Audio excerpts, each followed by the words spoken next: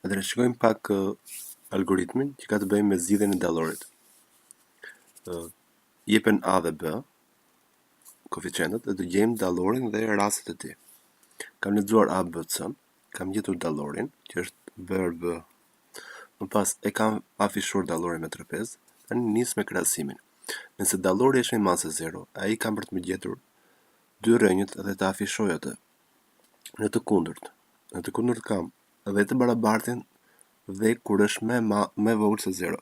Kur ai është i barabartë është x-i, domethënë kam vetëm një rrënjë, dhe kur është e ndryshme nga e barabarta, mbi të jetë negativ, më afishoj që nuk ka zgjidhje në r. Atëherë po kaloj në pjesën e kodimit. Kam afishuar 3 vlera të tipit A, B dhe C, të tipit float. Po afishoj si koment me anë të ca outit, me dy thonjzave, komentin që të jep anë dhe kjo del në ekran. Po vendos si c-in, si input, vlerën e a-s. Po e kopjoj copy paste dhe këtë gjë do ta bëj edhe për b-n dhe për c-n. Po i bëj me copy dhe paste, ose mund të shkruaj. Atëherë paste. Në vend ndryshoj, bëj b dhe tjetrën c. Po të bëj run, deri tani kam bërë pjesën e outputit, domethënë kam deklaruar variablat dhe kam afishuar të dhënat. Domethënë vlerat i kam marrë reale. Të kem A në B-n, mos i kem numra të plot, por të kem me numra dhe me presje. Pra float do thot real ose double do thot real. Atëherë po gjej dallorin. Atëherë dallori do më dalë një numër real, është e barabartë me b er b minus 4 er c. Pra ylli është shumëzim. C out po e afishoj këtë dallor. Atëherë po vendos si koment dallori i baras dhe këtu të afishoj pjesën e dallorit. Dhe këtu po bëj një end line që të më kaloj në rresht tjetër. Po të shikoni, dënun e kam vendosur të madhe, sepse ashtu e kam afishuar.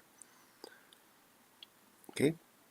Vendosa vlerat dhe më doli dallori negativ. Tani në lidhje me dallorin, unë do bëj krahasimet. Atëherë pyes if, në qoftë se dallori është me masë 0, pra d-ja me masë 0, hap klap, mbyll klap.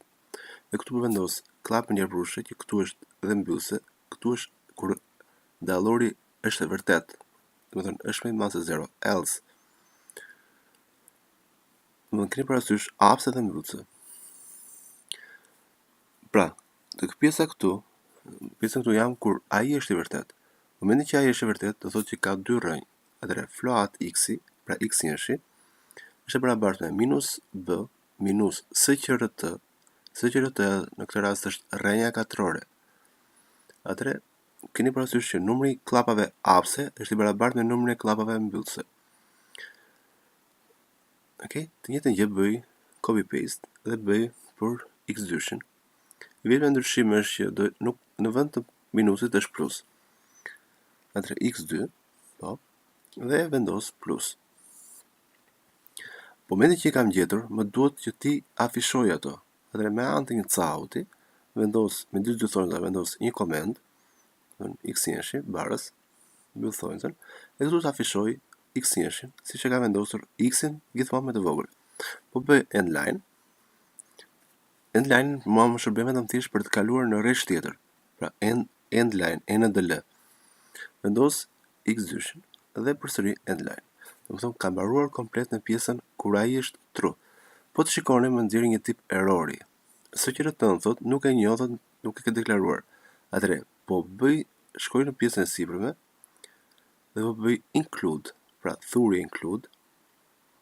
Po jap një enter, thuri include. Dhe po përfshi cmath. Cmath janë libraria e funksioneve matematikor. Në momentin që ti do shkruash një funksion matematikor, do patjetër të bësh include-in e saj. Atëherë po vendos disa vlera. Do të thoni më reale Ja, në rastin tonë më ka rastisur që dallori është më i madh se 0 dhe më ka gjetur rrënjët. Janë në pjesa else. Në pjesa else kam edhe i barabartë me 0, por dhe i vogël me i vogël se 0. Atë në fillim fare po pyes nëse dallori është i barabartë me 0. Në pjesën këtu i bie që po hap klapja për ushë, dhe më thënë që është i vërtet kur dallori. Pra këtu është kur dallori është i barabartë me 0. Momentin që dallori është i barabartë me 0, ai ka vetëm një rrënjë. Atëherë po them float dhe po shënoj x këtë rrënjë. Atëherë, momentin që dallori është i barabartë me 0, formula është minus b përmbi 2a. 2a. Meqense atëherë po afishoj, meqense kam gjetur, po afishoj dhe po them që x-i është i barës me x dyshin, sepse është rrënjë dyfisht, dhe po afishoj x-in. Nuk kam nevojë për endline këtu, sepse vetëm nuk jam duke afishuar diçka. Tani pjesa e else-it këtu. Pjesa e else-it kur ndështon kur x-i është ndryshe nga 0, po kush ta ka ngelur? Ta ka ngelur kur x-i është më i vogël se 0. Atëherë them që else për të nxjerrë një afishim dhe ekuacioni nuk ka zgjidhjen në re. Atëherë po i jap një ran. Dhe shikoj. Atëherë marr 1 2 1-shin, jam sigurt që dallorin e ka 0 dhe rrënjët një rrënjë dyfisht është minus 1-shi. Po marr përsëri që kur të kem dallorit më dali negativ. Ja, po të shikoni, dallori më ka dalë me minus dhe nuk ka zgjidhjen e re. Okej?